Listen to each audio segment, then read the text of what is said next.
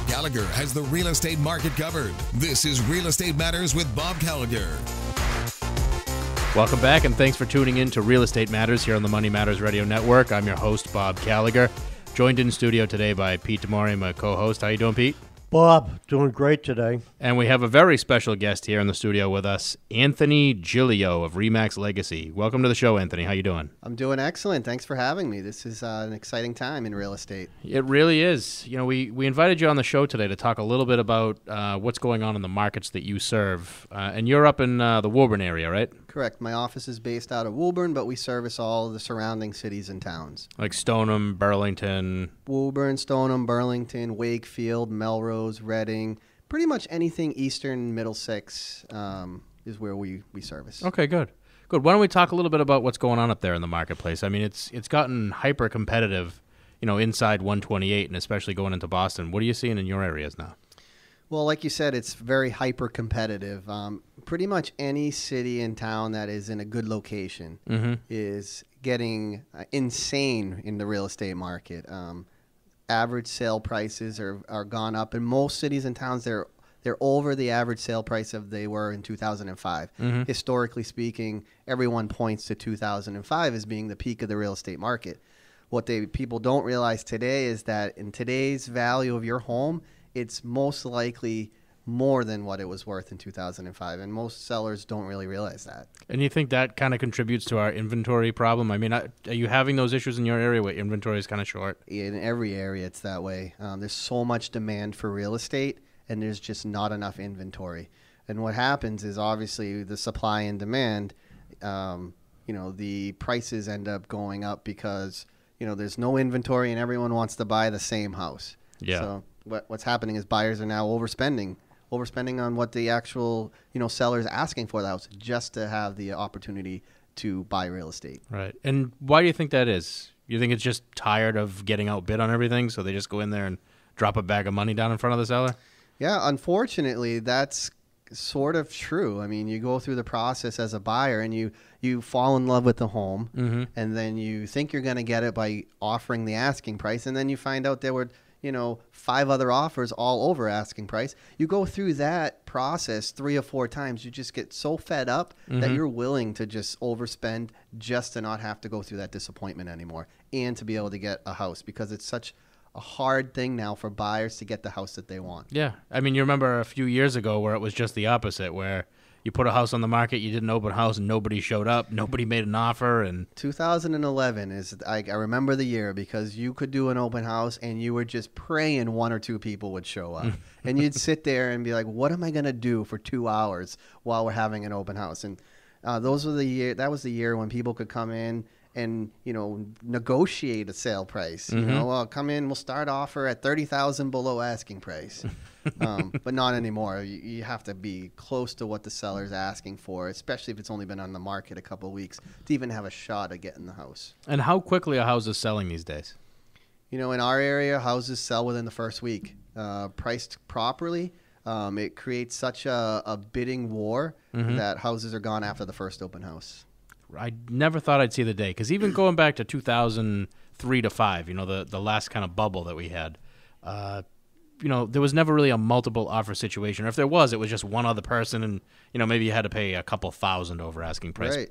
But now, almost every house that's on the market, it's a multiple offer situation. And houses are going for 30, 40,000 over asking in some instances. You'll see a lot of what's called the escalation clauses now in offers, where people will say, listen, I'll give you $1,000 more than any offer you have up to a certain dollar amount just to be able to get this house. Wow. And what's the craziest thing you've seen in there for an escalator? Like anybody offering to give up their kids for the house? Or Several people. There are some kids that I've offered to give up. It's just been, not fun sometimes working with some of my buyers' kids. But no kids have ever been given up in the sale. But it's all money. It's all money. Money talks. Yeah. Anthony, I hear outrageous stories about having the open house and an amount of people that show up that they have to think about calling a police officer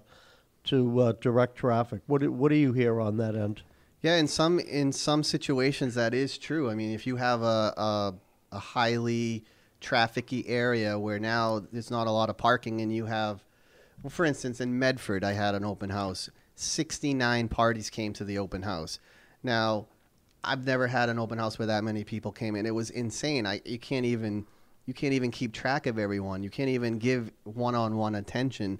But to have that many people, and it was only a 2-bedroom house, Jeez. jammed into this little house. We had 11 offers. 10 of those 11 were over the asking price. It was insane. Thankfully, I didn't have to call any police to direct traffic. But yeah, I would agree with you. In some areas, that's necessary. Wow, it's getting that crazy out there then. What would you say is the most affordable of the areas that you cover? You know, where's the first-time buyer tending to end up these days? So the first-time home buyer historically was looking in Woburn. Mm-hmm. Woburn has the lowest average sale price in most of the cities and towns that I cover, and also in a great location. Woburn being, right at the intersection of 93 and 95, 128. So you had great access to everywhere you needed to go. But that's really not the case anymore, although it's still, less expensive than, say like a Wakefield and a Burlington and a Melrose. The average sale price now in Woburn is well over $400,000. Wow. So that's just for a basic average home. So and what's what is a basic average home in Woburn?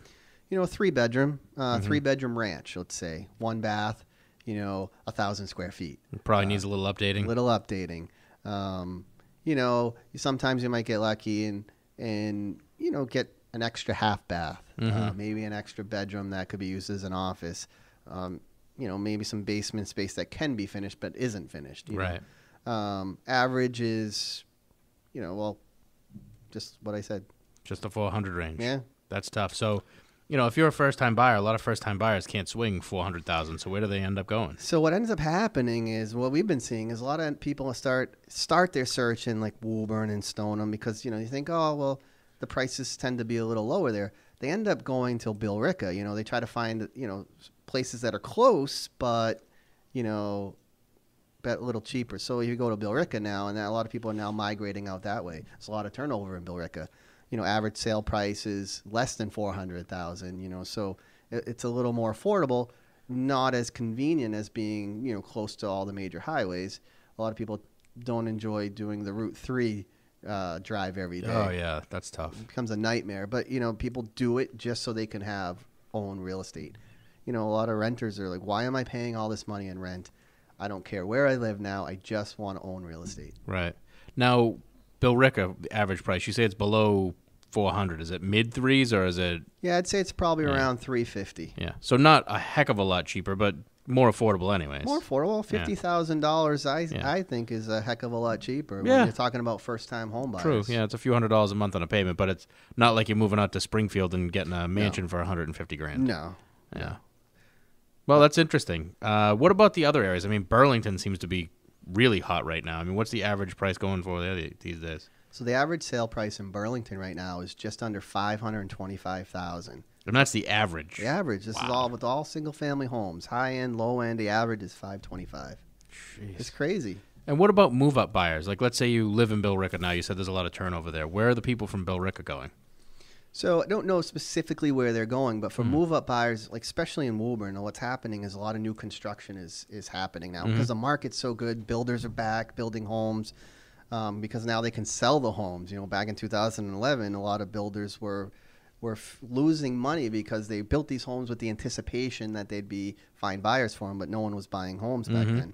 Now everyone's buying real estate, so you see a lot of new construction, and a lot of people want new construction. I mean, almost nothing better than having a brand new home. Everything's maintenance free for a while in theory. So you see a lot of these people selling the homes that they have lived in now, buying the newer construction. And what's a price point in Woburn for new construction? To get a new construction, you're between $600,000 and $700,000. Oh my God, I can't believe you're paying a premium for brand new. I mean, you used to be able to spend that in 4 or 5 years ago. You could get a nice place in Burlington for that price, couldn't you? Exactly. Wow. Exactly. I never thought I'd see the day. Not that Woburn's a bad place, but I mean, it just kind of goes to show you that what used to be considered affordable is now becoming expensive. Right. Well, I think also people realize that Woburn is a decent place to live. You are so you're in an area that has such convenience to get to anywhere you need to go. A lot of commuters that go into Boston, they need access to the highways. So you have 128, 95, 93. You can take the back way right into 93. So it's not that bad of a place to live. I mean, Right. I live in Woburn, so Well, that makes it really well, good then. maybe I'm a little biased. And as soon as I moved into Woburn, obviously the prices went up. Yeah, they shot up like overnight. Of course. Builders came back, new construction Absolutely. They're started. like, Yeah. well, now that Anthony's here, now this is the place we want to set up Yeah, shop. must be a great town. Sure. Absolutely. Anthony, I'd like to give out your contact info. If you're listening now and you're looking to buy or sell real estate anywhere in the Middlesex area, Middlesex County, you can give Anthony a call. He's at Remax Legacy in Woburn, 781-789-3940. Again, it's 781-789-3940. Or you can look him up online at myhomema.com. So going back to the hyper-competitive market that we're in, what do you do for your buyers and sellers to kind of help them navigate the new competitive market we have? So what I found is that most sellers and buyers are very knowledgeable now. Before, obviously the internet's been around for a while, but I think more people are tech savvy than ever before. There's so many resources out there. There's so many websites people can go to. And sellers now are going to these sites and realizing what their home could potentially be worth. No, it's not always true, the value they see online, but they're seeing what their neighbors are doing. They're seeing what's happening in their neighborhood. So a lot of times when I go to a new seller's home, they already know what they want for their home or what they think their home is worth. The challenge becomes, well, as a seller, and I've been a seller before, you overvalue your home because of emotional attachment to the home.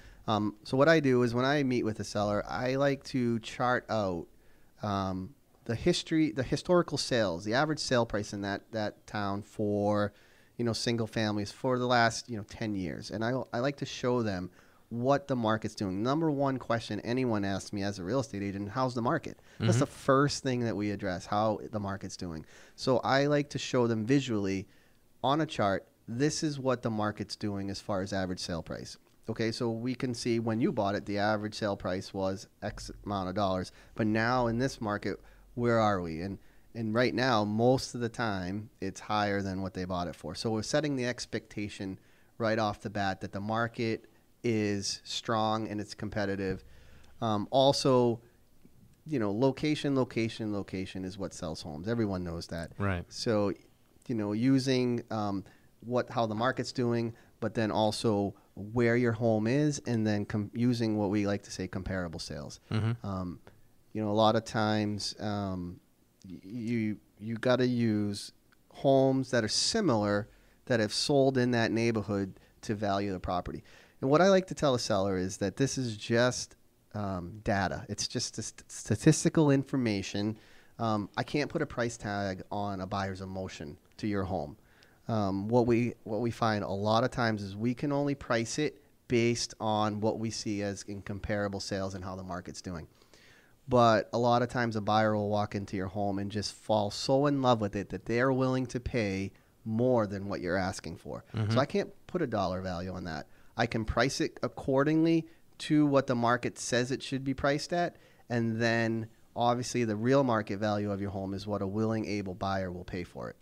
And if you price it right based on the data, a lot of times you'll have some buyer get an emotional attachment and go over the asking price. That's good. That's good. Now, what do you see happening the rest of the year in terms of inventory and prices? So this is the spring market now. Seeing a lot more inventory come on, and that usually happens after Easter every year. But there's still such a surplus of buyers out there that I feel like the inventory, the supply and demand issue is still going to be ongoing all year. There's just more buyers out there looking to buy than there are sellers looking to sell. And that's been it's actually since 2012 been that way. So I don't see that changing much. No, even going into next year? It really depends because I feel like the interest rates really are the controlling factor here. Interest rates right now are really still at an all-time low. I mean, we got in the low 3s last year, and they're still maybe high 3s, low 4s now, but they're still historically low interest rates. As soon as those interest rates start climbing back up, I think you'll find a lot of buyers realizing, well, maybe it's not a good time to buy. Maybe renting is a better option. Yeah.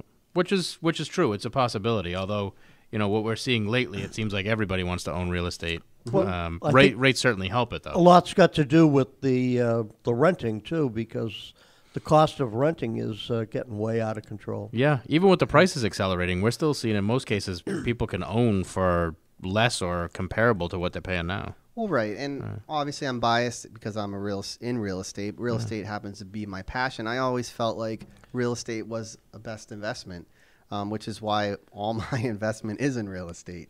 I probably should have a little more diversity, but I mean, this is what I'm immersed in all day long. So yeah, it's what you know. You're better investing in what you know. I'm going to give out your contact info again, Anthony. It's 781-789-3940. One more time, it's 781-789-3940. Anthony Giglio of Remax Legacy in Woburn. You can also check him out online at myhomema.com. Really quickly, what do you do in a multiple offer situation when you're representing the seller? How do you kind of help them navigate which offer to pick? Yeah, and that's not as easy as it sounds. I mean, obviously, if you're a lot of sellers just looking to get one offer, but when you get in the situation I had in Medford where I had 11 offers, it was a little difficult to navigate through all of them. So what I did is I put a nice little spreadsheet together to summarize all the offers, how much they were offering, how much they were putting down, how much they were pre-approved for, and comparing those all at the same time, it made them understand. And there's other things like, are they waiving their home inspection? That's what some buyers are doing now, which is the worst thing you can do when you're making the biggest financial investment of your life. Yeah. So just having it all in one place for them. That's good. Anthony, I want to thank you for being on the show with us today. You did a great job. Stay tuned. We've got more Real Estate Matters coming up after this.